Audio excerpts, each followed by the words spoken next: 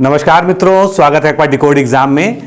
Daily current affairs की series में आज हम लोग 29 जून 2019 के टॉप 10 करंट अफेयर्स को देखेंगे। उनसे जुड़े हुए जो महत्वपूर्ण तथ्य हैं परीक्षा उपयोगी, उनके बारे में डिस्कशन करेंगे। तो ये डेली सीरीज है, आप इसको रेगुलर फॉलो करिए। अगर आप नए सब्सक्राइबर हैं, आपने पुराने वीडियोस को नहीं देखा है तो आप उसे मिस मत करिए। पुराने वीडियोस को भी जो है देखते रहिए, साथ में जो है चैनल को सब्सक्राइब करना ना भूलिए और अपने दोस्तों के बीच भी जो है इसको शेयर करिए। तो हमारा टेलीग्राम ग्रुप है डिकोड एग्जाम का, जिसके बारे में मैं आपको बताता रहता हूं। आप इसको ज्वाइन कर सकते हैं, जहां से आप सभी वीडियोस की पीडीएफ फाइल को प्राप्त कर सकेंगे। वहां पर वीडियो के अपलोड होने के बाद ही अब पीडीएफ फाइल इस वीडियो की अपलोड कर दी जाती है। ये लिंक है जो डिस्क्रिप्शन बॉक्स में भी दिया है, आप इसको फॉलो करके वहां पर जुड़ सकते हैं।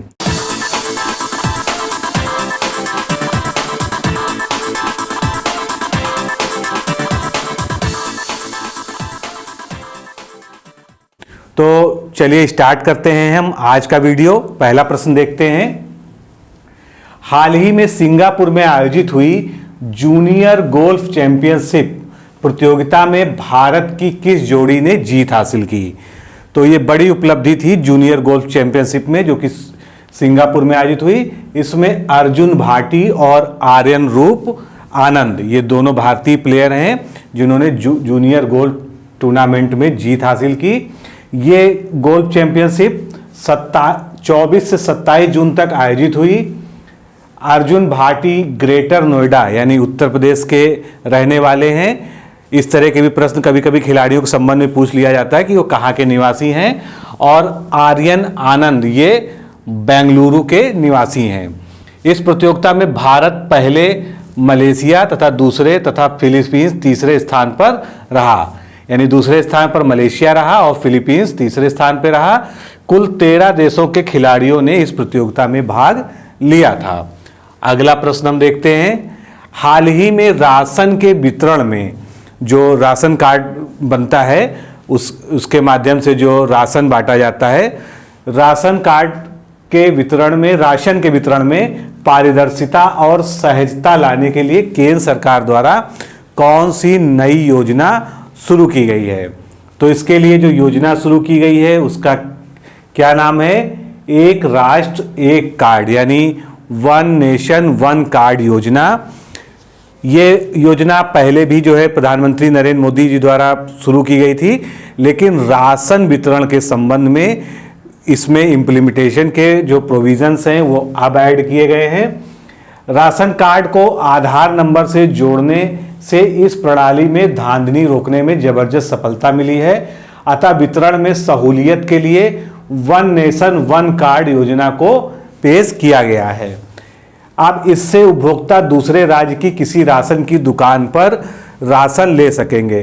पहले एक बाउंडेशन होती थी कि आपके पास राशन कार्ड है तो आप अपने ज़िले में दूसरे राशन स्टोर तक पे जो नहीं ले सकते थे सामान। मतलब आपका जिस क्षेत्र में वो कार्ड बना था पर्टिकुलर, उसी दुकान से आप जो है राशन ले सकते थे। लेकिन इसके द्वारा एक सुविधा हो जाएगी कि आप पूरे देश भर में कहीं पर भी जो है अपने कार्ड से राशन प्राप्त कर सकते हैं। इस सुविधा से रोजी रोटी और नौकरियों के लिए शहरों की ओर पलायन करने वाले उपभोक्ताओं को सबसे ज़्यादा फायदा होगा। यानी आप कहीं भी बाहर जाते हैं तो आपका बाहर रहना जो है उससे बाधा नहीं बनेगा। उत्तर प्रदेश सरकार ने बुजुर्गों के जीवन पोषण में सुधार के लिए वृद्धावस्था पेंशन राशि, वृद्धावस्था पेंशन योजना काफ़ी पहले से ही चल रही है, तो वृद्धावस्था पेंशन राशि में बढ़ोतरी की है अभी। यह नई मासिक पेंशन राशि कितनी होगी? तो नई मासिक पेंशन राशि 500 रुपये होगी। पहले कितनी थी? पहले 400 थी। यानी कितने की बढ़ोतरी कर दी गई?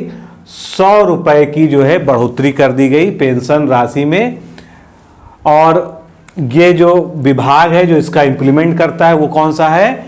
समाज कल्याण विभाग ने वृद्धावस्था पेंशन में 100 रुपये प्रतिमाह की बढ़ोतरी कर दी है। राष्ट्रीय सामाजिक सहायता कार्यक्रम के तहत 60 से 79 वर्ष आयु वर्ग के बुजुर्गों को इसमें शामिल किया गया है। इस 500 रुपये प्रतिमाह पेंशन की राशि में जो दी जाएगी पेंशन के रूप में, 300 रुपये का जो अंशदान है वो राज्य सरकार का होगा और 200 रुपये की फंडिंग केंद्र सरकार के द्वारा की जाएगी। यानी ये केंद्रीय और राज्य सरकार दोनों के समन्वय से चलने वाली योजना है। अगला प्रश्न देखते हैं। भारत सरकार के पर्यावरण, वन एवं जलवायु मंत्रालय ने एकल प्रयोग प्लास्टिक यानी सिंगल यूज प्लास्टिक को कब तक समाप्त करने का निर्णय लिया है। यानी पूरे देश में सिंगल यूज प्लास्टिक को एक साथ बैन कर दिया जाएगा। तो ये निर्णय अभी हाल ही में लिया गया है कि 2022 तक सिंगल यूज प्लास्टिक को समाप्त करना है। इससे जुड़े फैक्ट देखते हैं।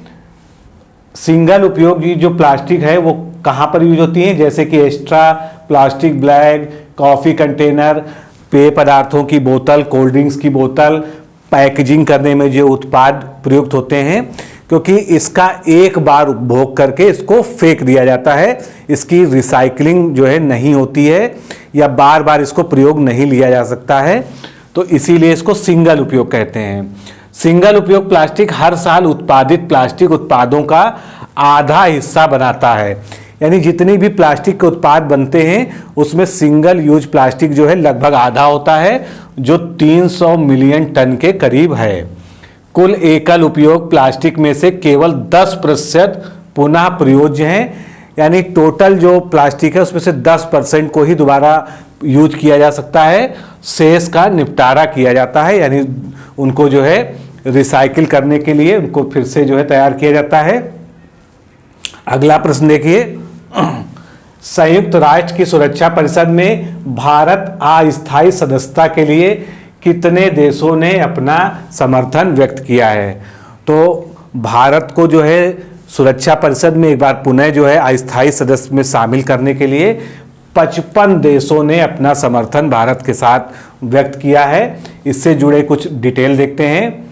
संयुक्त राष्ट्र सुरक्षा परिषद में आप जानते हैं 10 अस्थायी और 5 स्थायी सदस्य होते हैं। एशिया प्रशांत समूह के 55 देशों ने सर्वसम्मति से भारत की अस्थायी उम्मीदवारी का समर्थन किया है। हाल ही में एशिया प्रशांत के 55 देशों ने एक मत से वर्ष 2021-22 की समयावधि के लिए संयुक्त राष्ट्र सुरक्षा परिषद में भारत की अस्थायी सदस्यता के लिए समर्थन व्यक्त किया है। तो ये चुनाव कब होने हैं, वर्ष 21-22 के लिए जो है ये यूनाइटेड नेशनल सिक्योरिटी काउंसिल में इलेक्शन होगा। भारत अब तक 7 बार, ये सातों ईयर आपके सामने लिखे हैं, आप पीडीएफ में इसको पढ़ लीजिएगा, 7 बार जो है अस्थायी सदस्य बन चुका है यूनाइटेड नेशन सिक्योरिटी काउंसिल का। हाल ही में संयुक्त राष्ट्र सुरक्षा परिषद ने 5 नए गैर स्थायी सदस्यों को चुना है। जो कौन कौन से हैं, ये नाम इंपॉर्टेंट है क्योंकि ये अभी रिसेंटली 7 जून की खबर है। Vietnam, Niger, Tunisia, Estonia, Saint Vincent और ग्रेनाडाइंस, ये जो है 5 नए देश हैं जिनको अस्थायी सदस्य के रूप में शामिल किया गया है 2020 के लिए। अगला प्रश्न देखिए। हाल ही में किसे हिंदू अमेरिकन फाउंडेशन द्वारा महात्मा गांधी पुरस्कार से नवाजा गया है। तो आपके सामने 4 ऑप्शन हैं, इनमें सैम ब्राउनबैक जो हैं इनको जो है महात्मा गांधी पुरस्कार दिया गया है और ये हिंदू अमेरिकन फाउंडेशन के द्वारा ये पुरस्कार दिया जाता है। अमेरिकी विदेश मंत्रालय में अंतर्राष्ट्रीय धार्मिक स्वतंत्रता मामलों के राजदूत सैम ब्राउनबैक को हिंदू अमेरिकन फाउंडेशन द्वारा इस पुरस्कार से नवाजा गया। यह पुरस्कार उन्हें धार्मिक बहुलतावाद को बढ़ावा देने के लिए प्रदान किया जा रहा है। इसी समारोह के दौरान हिंदू अमेरिका फाउंडेशन के अमेरिकी सांसद ब्रैड शर्मैन को friend of the community award से भी सम्मानित किया गया। तो ये दूसरा अवार्ड है लेकिन इसी संस्था द्वारा दिया गया है और इसी समारोह में दिया गया है। भारत के लिए ब्राउन बैग इसलिए महत्वपूर्ण है क्योंकि अमेरिकी संसद में शरमैन द्वारा आवाज बुलंद किए जाने के बाद ही पुलवामा हमले का जो मास्टरमाइंड है जैसे मोहम्मद का सरगना मसूद अजहर को वैश्विक आतंकवादी घोषित करने में भारत को सफलता प्राप्त हुई है। अगला प्रश्न, हाल ही में केंद्र सरकार ने पोलावरम प्रोजेक्ट के निर्माण परमिट को 2 साल के लिए बढ़ा दिया गया। ये काफ़ी उलझा हुआ प्रोजेक्ट है जिस पे सुप्रीम कोर्ट ने रोक लगा दी थी, कई साल पहले शुरू हुआ था, तो अभी ये पूरा भी नहीं हो पाया था, तो इसको 2 साल के लिए इसकी योजना को बढ़ा दिया गया कि अभी जो है इसको पूरा करने के लिए 2 साल और दे दिए हैं सरकार ने। तो ये पोलावरम प्रोजेक्ट जो है कहाँ पर स्थित है? तो पोलावरम परियोजना कहाँ पर है? ये आंध्र प्रदेश में है। अब इसके बारे में हम जो है आगे देखते हैं फैक्ट्स। पोलावरम बहुउद्देशीय परियोजना है जो कि आंध्र प्रदेश के लोगों के लिए एक जीवनदायी परियोजना है। केंद्रीय पर्यावरण मंत्रालय ने एक महत्वपूर्ण निर्णय के तहत आंध्र प्रदेश में पोलावरम बहुउद्देशीय परियोजना को इसके निर्माण पर जो है 2 साल की अवधि बढ़ा दी है। 2014 में इसके निर्माण पर रोक लगा दी गई थी। ये परियोजना कहाँ पर है स्थित? गोदावरी नदी पर, जो कि जीके की दृष्टि से भी इंपॉर्टेंट है। ये परियोजना गोदावरी नदी पर स्थित है। इस परियोजना के तहत गोदावरी नदी पर मिट्टी एवं पत्थर युक्त बांध बनाने की परिकल्पना की गई है और बांध की ऊंचाई जो तय की गई है वो अधिकतम 48 मीटर है। केंद्रीय पर्यावरण, वन एवं जलवायु परिवर्तन मंत्री कौन है जिनके मंत्रालय ने ये परियोजना को मंजूरी दी है 2 साल की? और श्री प्रकाश जावड़ेकर जो है इस विभाग के मंत्री हैं। अगला प्रश्न हम देखते हैं, हाल ही में नासा ने क्यूरियोसिटी रोवर मिशन के किस ग्रह की वायु में अत्यधिक मीथेन गैस पाए जाने की पुष्टि की है? तो मीथेन जो है बहुत भारी मात्रा में उसके बुलबुले जो है एक ग्रह पर देखे गए हैं, वैज्ञानिकों ने देखा है क्यूरियोसिटी रोवर मिशन के माध्यम से।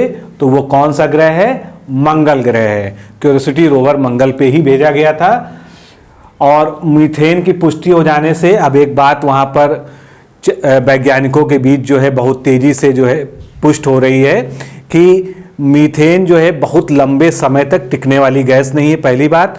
दूसरी बात यह है कि मीथेन जो है जैसे पृथ्वी पर जो है उसका मीथेन गैस का उत्पादन कुछ मीथेनोजेनिक बैक्टीरिया के द्वारा किया जाता है, तो मंगल ग्रह पर भी कोई माइक्रोबैक्टीरियम या कोई ना कोई सूक्ष्म जीव ऐसा है जो इस मीथेन गैस का लगातार वहाँ पर निर्माण कर रहा है। तो कुल मिलाकर जो है वहाँ पर जीवन के संकेत मिले हैं इस मीथेन गैस की पुष्टि से। अगला प्रश्न, महाराजा रणजीत सिंह की 180वीं पुण्यतिथि पर कहाँ पर उनकी स्टैचू का लोकार्पण किया गया? अभी हाल ही में जो है उनकी बहुत बड़ी प्रतिमा का लोकार्पण किया गया है। कहाँ पर? लाहौर में। लाहौर यानी पाकिस्तान में। 19वीं सदी की शुरुआत में करीब 40 सालों तक पंजाब पर राज करने वाले महाराजा रणजीत सिंह की 180वीं पुण्यतिथि के अवसर पर 8 फीट लंबी प्रतिमा लाहौर सिटी में उसका अनावरण किया गया। यह statue world city of Lahore authority ने ब्रिटेन स्थित सिख हेरिटेज फाउंडेशन के सहयोग से बनवाया है। रणजीत सिंह के पिता महासिंह सुकरचकिया मिसल के कमांडर थे। ये भी हिस्ट्री का पूछा जा चुका है प्रश्न। रणजीत सिंह शेरे पंजाब के नाम से प्रसिद्ध हैं क्योंकि वो जो है सिखों का उन्होंने बहुत ही सशक्त नेतृत्व किया जो है कई सालों तक। आज का अंतिम प्रश्न देखते हैं, हाल ही में किस राज्य ने गाय के प्रति क्रूरता हिंसा रोकने तथा उन्हें संरक्षण प्रदान करने के लिए 5 साल तक की सजा का प्रावधान किया है? यानी अगर गाय के साथ क्रूरता या हिंसा की जाती है तो 5 साल की सजा दी जा सकेगी। तो ये प्रावधान किया है मध्य प्रदेश ने। मध्य प्रदेश में पहले भी जो है गाय को लेकर जो है काफ़ी सारे प्रयास किए जा चुके हैं। तो मध्य प्रदेश सरकार में एक एक्ट था MP काऊ प्रोजेंसी स्लॉटर प्रिवेंशन एक्ट 2004। इसी के तहत जो है गायों के संरक्षण के लिए इस प्रावधान को जोड़ दिया गया है। केंद्र सरकार ने भी हाल ही के दिनों में एक कामधेनु आयोग को स्थापित किया है। अतः प्रश्न महत्वपूर्ण हो गया है कि सभी पशुओं के प्रति हिंसा किस प्रकार से रोकी जाए। राजस्थान सरकार ने तो अपने यहाँ काऊ मिनिस्ट्री का भी गठन कर दिया है, यानी गौ माता मंत्रालय या गौ मंत्रालय। तो ये सभी जो है गाय के संरक्षण के लिए जो है जो प्रयास हुए हैं भारत में, उसके बारे में था। तो दोस्तों आज के हमने 10 क्वेश्चंस को देखा। इसको कल फिर हम मिलते हैं अगले 10 क्वेश्चंस को लेकर। तब तक चैनल को सब्सक्राइब जरूर करें और इस वीडियो को अधिक से अधिक जो है आप अपने मित्रों के बीच शेयर करें। आज के लिए इतना ही। नमस्कार, धन्यवाद।